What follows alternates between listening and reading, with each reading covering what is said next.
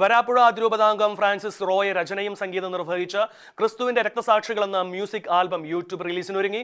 ഇതിന്റെ ഭാഗമായി ആൽബത്തിന്റെ പോസ്റ്റർ പ്രകാശനം ദേശീയ മരിയൻ തീർത്ഥാടന കേന്ദ്രമായ വല്ലാർപാടം ബസിലിക്കായിൽ നടന്നു. കൂനമാവ് മേഖല അഭിഷേകാഗ്നി ടീമും മതബോധന അധ്യാപകരുമാണ് ആൽബത്തിന്റെ അണിയറയിലുള്ളത്. ഏറെ നാളത്തെ പ്രയത്നത്തിനൊടുവിൽ പൂർത്തീകരിച്ച മ്യൂസിക് ആൽബമാണ് ക്രിസ്തുവിന്റെ രക്തസാക്ഷികൾ. 2015 ഫെബ്രുവരി 15 21 കോപ്റ്റിക് ഓർത്തഡോക്സ് സഭാംഗങ്ങളെ IS തീവ്രവാദികൾ ശിരച്ഛേദം ചെയ്ത സംഭവത്തെ മുൻനിർത്തി ഇതിൽ 4 ഇന്ത്യൻ മിഷണറിമാരെ തട്ടിക്കൊണ്ടുപോയി വിഷം കൊടുത്ത് കൊല്ലുന്നതാണ് മ്യൂസിക് ആൽബത്തിന്റെ തീം. എനിക്കു ജീവിതം ക്രിസ്തുവും മരണം നേട്ടമായി മാറ്റണേ, ദൈവത്തിൻ ശക്തിയും ജ്ഞാനവുമായവനേ.